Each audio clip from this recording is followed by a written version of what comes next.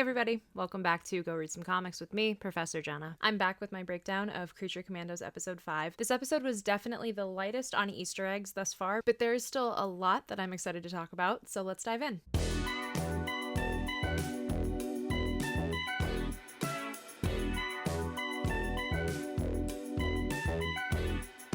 First off, I love knowing that the show is already renewed for season 2, especially at this specific point in the season. It's letting me get to enjoy these remaining episodes without feeling like they have to be extremely consequential or wrap up every single storyline. I've seen some people hope that the flashback sequences don't carry over to season 2, and I completely disagree. I think the beauty of these flashbacks is that they're telling a chapter in each character's story, but not necessarily the entire story. It's not trying to function as some definitive year-spanning secret origin, it's just snippets that really strengthen the characterization that we see in the present day. I really hope that continues in some capacity in season 2 because it feels like every single character who could survive has a rich enough history to make it work. This brings us to Eric. As tragic as G.I. Robot and Weasel's backstories were, this was definitely the one that felt the darkest to me. It's also the first flashback that I feel like truly makes the character less sympathetic, which I think is a perfect counter to how genuinely funny and frustrating Eric is in the present day. The banter between him and Flag is excellently written and performed, but the fact of the matter is that Eric still kind of sucks as a character. As I said in my video about The Bride, Eric is a heightened version of every single jealous guy who can't take a hint. The fact that he still can't see the bride as her own independent person and instead as an object for him to desire and acquire is such an interesting characterization to me. It's even more interesting to me when he does get genuine familial love in his life in the form of Bogdana and Ivan, and he still decides to destroy it anyway. I love it because it kind of flips the script on how he's usually portrayed in the comics. Unsurprisingly, DC has had multiple versions of Frankenstein over the years. Edmund Hamilton and Bob Kane technically created the character in 1948's Detective Comics 135, which was a fairly standard send-up to Mary Shelley's source material, outside of some time travel and superheroing from Batman and Robin. In the 70s and 80s, newer Frankensteins were introduced as underlings of Dracula and monsters from other dimensions. All three of these versions were very on par with the cultural characterization of Frankenstein, a lumbering, monstrous giant who's doing the bidding of other people. Grant Morrison and Doug Mankey's Seven Soldiers Frankenstein changed that in 2005, modernizing Frankenstein more in line with the version of him that we see in Creature Commandos. He's revealed to be a descendant of sorts of Melmoth, a time-traveling primordial tyrant who rules over the Earth 1 billion years into the future. Across his miniseries, Frankenstein fights Melmoth and is brought into the fold of the organization SHADE, or Superhuman Advanced Defense Executive. The New 52 reboot expanded upon his status quo even more, revealing that Eric has been a SHADE agent since World War II. Through it all, Eric is portrayed as a much more tragic hero, one who is well aware of his outsider status in the world, but simultaneously compartmentalizes it in favor of the mission at hand, and strives to have some sort of found family. He does arguably find friends and companions throughout the DCU, being on the rosters of the Justice League Dark, the Seven Soldiers, the Gotham City Monsters, and of course the Creature Commandos. I think there's something about Frankenstein that so inherently represents the superhero genre, as evidenced by the fact that his myth keeps being reinterpreted over and over again, even beyond his canonical appearances. He is a man whose entire identity centers around death, rebirth, and being reassembled from various pieces that each have their own history. And in a way, every superhero and supervillain who has endured in comics for years has become their own Frankenstein. I've always loved the fact that the DCU has a literal Frankenstein to subconsciously draw attention to that, while its heroes simultaneously bump elbows with him. I also think Frankenstein has endured for so long in our popular culture because we can project our feelings and our insecurities and our shortcomings onto him. He's a gentle giant tragically morphed into someone else's monster. He's a good soldier who, by all accounts, should have given up years ago. And in Creature Commandos, he's a dude bro who can't help but bring toxicity to the relationships that he has. I won't spend too long diving into Clayface. I already made a video when his movie was formally announced, and I have a feeling that I'll be yapping about him even further between now and the fall of 2026. But I loved the use of him in this episode. His design looked great, and the fight scene was awesome and gross, and a cool illustration of how his powers can work beyond the comic page. I also love the detail of him being a gamer, both because it adds more humanizing flavor to his character, and because his fighting style definitely felt reminiscent of Mortal Kombat finishing moves. And yes, we do get a small homage to Bane breaking Batman's back in the Nightfall comic run. I can't wait to see the juxtaposition between this Clayface and the tortured heartbreak that I know Mike Flanagan is surely going to deliver with his movie script, because characters contain multitudes. Also, it's a small thing, but I am always a sucker for shows occasionally blending 3D elements into their 2D world. Can we watch something else? It's about to get really good. It's about to get really good. Trust me. And finally, the bits of Amazonian lore, or more specifically Greek mythology, really delighted me in this episode. The opening scene with Professor McPherson, R.I.P., references the sculptures of Antigone and the poetry of Apollonia. While the name Antigone appears throughout Greek mythology, the most famous one was the daughter of Oedipus and the star of her own Greek tragedy, in which she knowingly breaks the law and sacrifices herself for her own moral compass. And Apollonia is traditionally portrayed as the female version of Apollo, who holds domain over the feminine side side of healing and the arts. I love these name drops because they seem to bake in the Amazons' relationship to ancient mythology and the old gods, specifically the old goddesses who might have been lost to the annals of history. It's something that has been brilliantly explored in George Perez's Wonder Woman run and more recent works like Historia, and it's also something that the previous regime frustratingly essentially squashed from the beginning by killing off the old gods. It makes me even more excited for when we eventually get to Paradise Lost because I have a feeling that mythology is going to be so dense. It's also the funniest thing to drop this week when everyone is arguing about mythology and ancient texts. Also, I cannot wait for this screenshot to be used throughout the internet. Overall, like I said at the start of my video, this episode definitely traded cameos and weirder connections for a more straightforward and dark story, but I love the fact that the show is continuing to keep us on our toes. I'm also so excited for whatever emotions Phosphorus and Nina's episodes are going to deliver. What did you think of Creature Commandos episode 5? Drop your thoughts in the comments below, and don't forget to like and subscribe if you haven't already done so. Be sure to follow me on social media at HeyIt'sJennaLynn. I hope everyone had and continues to have a safe and lovely holiday, because in my mind the holidays don't end until well through the new year. Thank you so much for watching, and as always, go read some comics.